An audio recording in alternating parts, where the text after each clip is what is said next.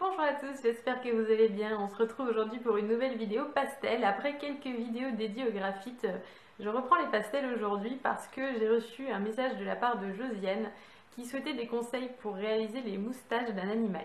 Et c'est vrai que ça m'a fait penser qu'à mes débuts, pour moi les moustaches c'était aussi une grosse difficulté parce que c'est très fin. Je ne savais pas comment faire des moustaches réalistes. Et c'est vrai que si on loupe les moustaches, en fait c'est vraiment la touche finale d'un portrait animalier, donc c'est vraiment dommage d'avoir fait un beau portrait jusque-là et de le gâcher parce que les moustaches sont trop épaisses ou pas assez bien définies. Donc je pense que cette vidéo pourrait être utile aux débutants parce qu'à mon avis, on est plus d'un à avoir éprouvé des difficultés avec les moustaches. Alors Dexter veut bien nous montrer ses moustaches pour le bien de ce tutoriel. Donc une moustache, il faut bien garder à l'esprit que ce qu'on veut en fait, c'est que la base soit légèrement plus épaisse que l'extrémité. En fait, plus on s'éloigne de la babine de l'animal, plus la moustache est fine. Donc voilà, vous pouvez voir que effectivement, ces moustaches sont bien plus épaisses à la base que aux extrémités. Ce qu'on veut également, c'est un trait qui soit très opaque. On ne veut pas que la moustache soit transparente. Donc de la finesse, de l'opacité. Il faut bien regarder son sujet parce que certains animaux ont des moustaches blanches, d'autres animaux ont des moustaches noires, il y en a qui ont des moustaches blanches et des moustaches noires. Et dans le cas de Dexter, il a même des moustaches tigrées, donc il faut bien regarder. Regardez aussi la longueur, puisque chez les chats, elles sont très longues et elles dépassent vraiment de chaque côté de la tête, alors que chez les chiens en général, c'est une petite moustache très courte. Donc voilà, prendre le temps d'observer dans quelle direction elles partent, est-ce qu'elles se croisent, tous ces petits détails qui font que au final on aura un portrait réaliste. Alors je vais profiter de ma dernière commande pour vous faire une petite démonstration sur des moustaches de chien et je vais aussi vous montrer des moustaches de chat avec un portrait qui est déjà terminé, mais je n'ai pas tout à fait terminé les moustaches, donc comme ça me permettra de vous faire la démonstration. C'est parti. Alors, pour vous expliquer le principe de la moustache, d'abord je vais le faire sur un papier vierge, comme ça vous verrez bien. Donc, on a dit qu'une moustache était plus épaisse à la base que à l'extrémité. Donc en fait, c'est une question de pression. C'est-à-dire que quand je commence ma moustache, admettons, ça c'est le point de la babine. Donc je commence au début, j'exerce une pression assez forte et en fait, plus je vais m'éloigner du point de la babine, plus je vais relâcher la pression, de sorte qu'on ait bien un affinement de la moustache. Donc admettons que je fasse une moustache de chat assez longue, et bien je vais faire comme ceci. En fait voilà, on voit que j'appuie vraiment au début et plus je m'éloigne, plus je relâche et je fais pas un trait très droit. Je fais pas quelque chose de trop raide puisque les moustaches en général elles s'entrecroisent. Elles vont pas toutes dans le même sens exactement. Donc voilà. Ça, ce serait donc une moustache de chat. Ensuite, pour une moustache de chien, c'est un petit peu plus court. C'est même beaucoup plus court. Donc là, ça va plus être des petits traits comme ça. Voilà. Ça, c'est la première chose. Donc c'est pour la forme générale. Ensuite, il y a la couleur. Alors moi, je le fais au crayon d'ailleurs. C'est vrai que j'ai pas précisé. Je vais peut-être vous montrer aussi qu'il est possible de faire ça avec des bâtonnets ou plutôt avec des morceaux de bâtonnets. Il faut qu'ils soient vraiment très fins parce que sinon ça ne marquera pas. Le bâtonnet, je vous le recommande si vous avez une manière de dessiner qui est vraiment spécifique, c'est-à-dire si vous utilisez des couches épaisses de pastel. Dans ce cas-là, le crayon ne marquera pas forcément très bien. Mais on voit que même avec un bâtonnet bien fin, on a vite fait de ruiner un dessin quand même. Donc il faut vraiment faire attention. Moi je vous recommande le crayon, je trouve qu'il est beaucoup plus précis, qu'il est beaucoup plus pratique que le bâtonnet. Maintenant, c'est vrai qu'il est plutôt utile sur des surfaces assez fines. Si vous mettez 3 tonnes de pastel sur vos tableaux, vous risquez d'avoir des problèmes pour le faire ressortir. Donc voici le portrait de Twiggy. Alors Twiggy, qui est une petite minette, très mignonne. Donc j'ai déjà fait ses moustaches en blanc, comme vous pouvez le voir. Il est nécessaire d'avoir une mine bien affûtée pour faire les moustaches. Là j'ai voulu affûter la mienne.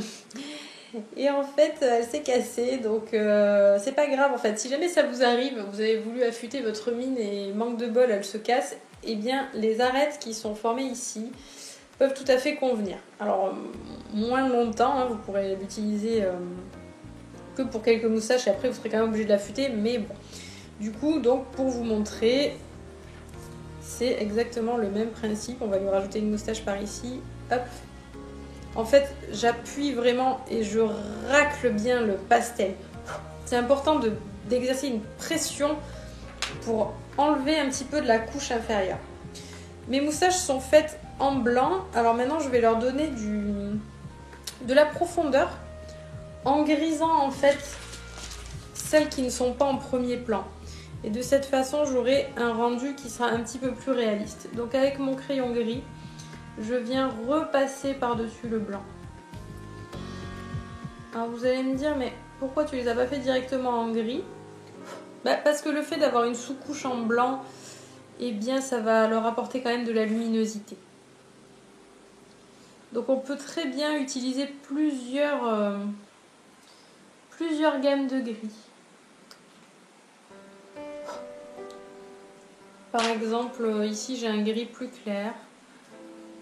Je vais l'utiliser sur celle-ci. Et comme ça, je joue en fait avec les moustaches qui sont aux différents plans.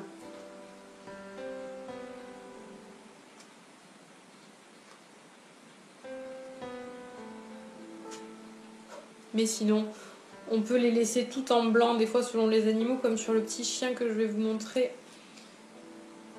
Quand la face est très illuminée, en général, elles sont bien blanches. Donc voilà, pour Twiggy, ça vous donne un petit aperçu. Et maintenant, on va passer au portrait d'Oran. Donc là, je ne les ai pas faites du tout, ça va vous permettre de voir exactement comment je m'y prends.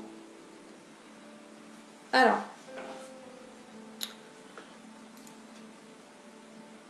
donc je fais attention à ce que mon crayon soit vraiment positionné de façon à avoir une arête très fine et je donne des petits coups secs. Et je le tourne en même temps, il y a une espèce de twist à faire avec le doigt pour vraiment bien appuyer sans pour autant que ça s'épaississe. Je reconnais que c'est pas forcément évident, mais il y a un petit coup à prendre. Et il faut régulièrement que je nettoie en fait la mine dans mes doigts pour éviter ça là, cette petite tache noire qu'on voit ici. C'est pas grave, hein, je vais la nettoyer, mais c'est bien de nettoyer régulièrement la mine. Donc là, je fais dépasser des petits poils sur la langue.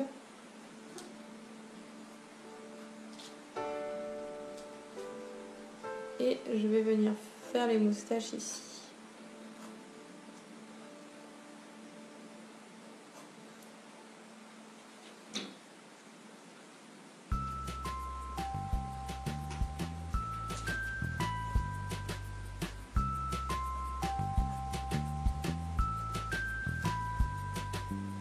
Pour nettoyer, j'utilise la mine et je frotte.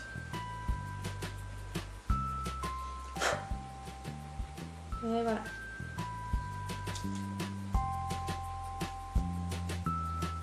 Donc voilà, elle comme elle a le visage vraiment très illuminé, du coup les moustaches sont bien blanches, donc je ne vais pas faire ce que j'ai fait avec Twiggy. Je ne vais pas faire différents gris. Voilà, je vais la laisser comme ceci. Je remarque qu'elle a aussi quelques petites moustaches noires. Alors vraiment pas beaucoup, il y en a une ici qui va presque pas se voir du coup. Voilà. Et voilà, j'espère que ce tutoriel vous sera utile pour vos futurs animaux moustachus. Si vous débutez au pastel sec, vous êtes libre de télécharger mon guide gratuit sur le matériel. Vous y trouverez tout ce que j'ai testé avec mes avis, mes produits préférés pour bien débuter au pastel sec. Moi je vous dis à la semaine prochaine pour une nouvelle vidéo. N'hésitez pas à liker si ça vous a été utile et n'hésitez pas à la partager si vous pensez qu'elle peut être utile à vos amis. À bientôt!